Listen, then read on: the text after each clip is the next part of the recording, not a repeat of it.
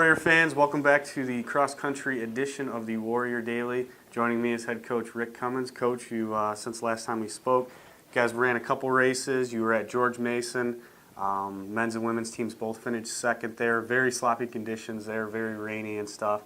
After George Mason, you guys ran at the Michigan Intercollegiate Championships at Hillsdale.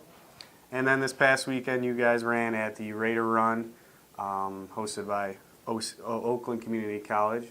There, both your squads came in first place. So, you just had a couple races here. You got a better feel of where your team's at. Why don't you just tell everybody kind of what the status of the cross country program here is? Let's see. Go back. George Mason. Sloppy, rainy, wet, hills, mud. It's on an equestrian course, so where they do, they had a bunch of horse jumps and a river crossing. So.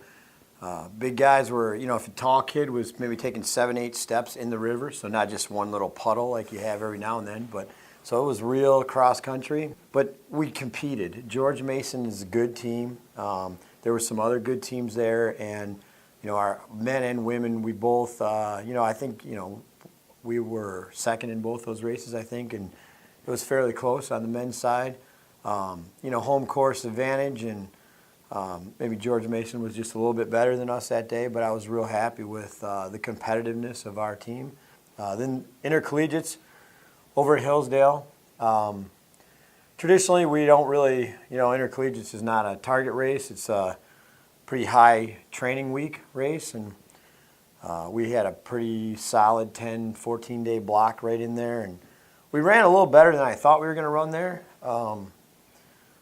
We didn't run great, but we ran okay, I guess you'd say, which you can't race well every weekend if you're training for the end. Sure. Some of these races, like you and I joke around, that are solid workouts, and lots of programs look at it that way. There are some programs that maybe know they're not really going to finish high in their conference, or they don't have a shot at finishing high in their region, or their home course, they may target a race earlier in the season. For us, Hillsdale is not the fastest course. It's a tough course. Kids love it. So we ran our whole team there. They had it was a good, solid workout. Maybe tactically, if it was a race that, meant a whole lot more, we would have changed some things. But we wanted to ensure we got a good, solid workout, and so pretty happy with that. Then the Raider Run. It's a local race, Oakland Community College. There's usually a race at Bowling Green this weekend, last weekend I should say. For Bowling Green had some changes in their program, and they decided not to host any meets this year. So we were kind of stuck with, if we wanted to compete this weekend, we'd have to go pretty far away to get something decent. And we really, there was some, Siena Heights came, and they got some good runners. They have some good runners, I should say. Coach Bauer does a real nice job with their program, and we, it turned out to be a solid, competitive, experience. I mean, maybe people thought going in that there wasn't any teams that were on our level, but Siena's got enough kids out there that are solid that, some other kids showed up from Oakland and UAD and stuff, but they didn't have any full teams. So it's a course that had a little bit of challenges, but not so steep up and down that it would just beat you up. So I think it was a good springboard for, now we get into, I'm sure you're going to ask about that next, the stuff that matters. So, I think we're in a good spot. Yeah, absolutely. Last week's race was, you kind of wanted to have them get a little competitive race in them before this weekend's GLIAC Championships, which is hosted by Ashland on Saturday. Right. Usual suspects when talking about the other teams in the GLIAC, you got Grand Valley, you got Ashland, who's solid, you got Ferris State and Hillsdale. I mean, all four of those teams are very solid at the top of the division. Kind of, what are your expectations for your team, and what would kind of be a good showing for your squad? In cross country, I guess like in every sport, but one person truly can't carry you. If a couple people are having a bad day, maybe in some sports one person can maybe have a great day and kind of make up for all that.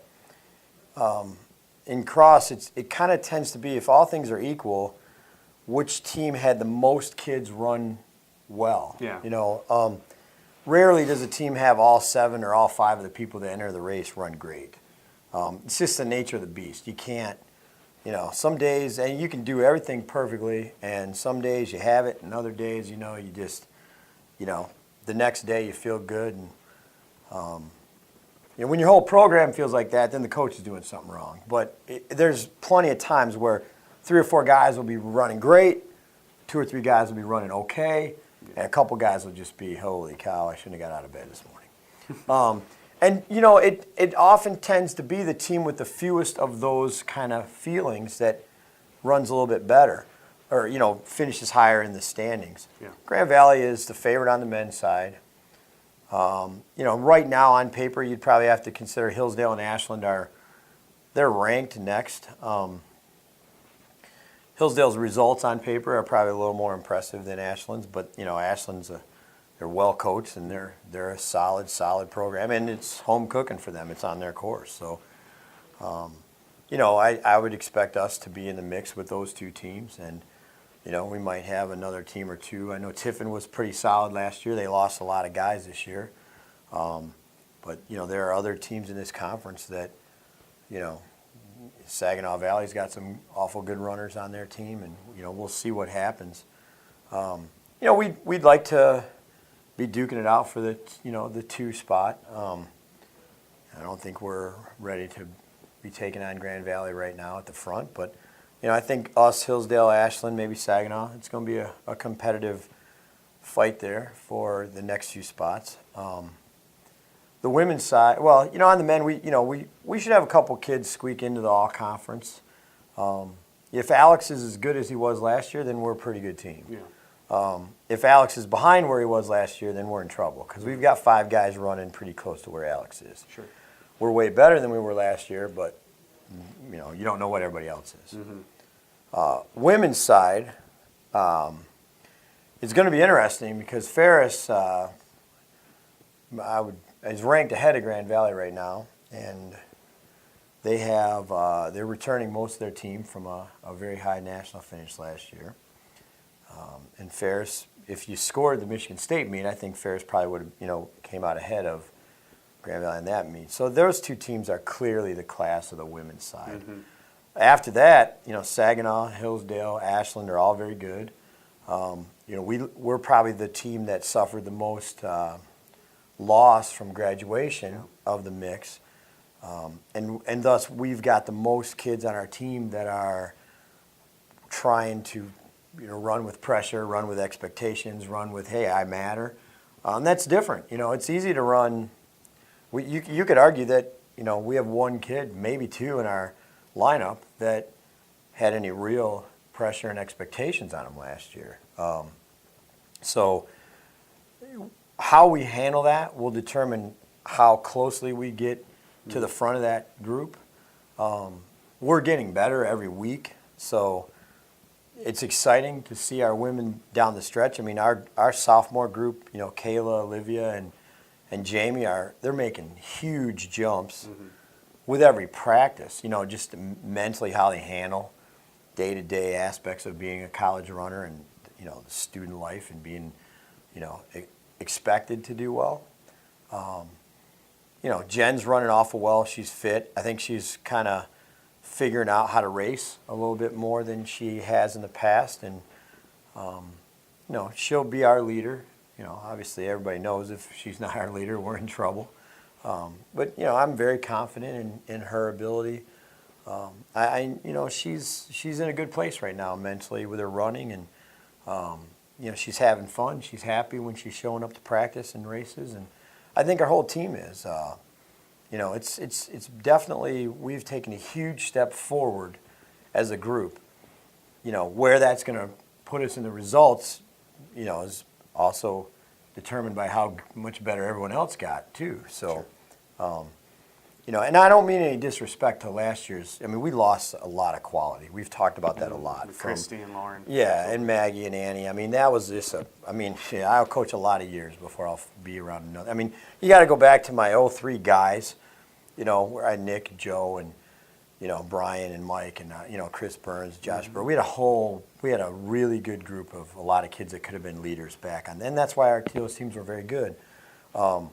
That's why our women have been solid the last few years, because of the leadership we lost. But you know what? These kids are what I mean by when I say this group is better. The people in the group have made so much improvement over what they were last year, as teammates, as contributors away from running and in the races. So this women's team next year is they're gonna have it figured out. They've got, it's gonna be another huge step forward. That doesn't mean we're giving up on this year. I mean, obviously this is what we're here for, is the next couple races. So we're awful excited about it. Ashland and Ferris coming up with the region, both do, I believe Ashland last hosted the GLIAC on this course in 2001. Obviously, we have some good memories of that. That was our men's team won the conference that year, and we were the last team to actually beat Grand Valley in the region. No, in the GLIAC. We beat Grand Valley later at a national meet. Sure. 2003, I believe it was. We got them by a couple spots. But as far as conference, Grand Valley's pretty much, been at the front of this conference since then. So we have good memories of Ashland.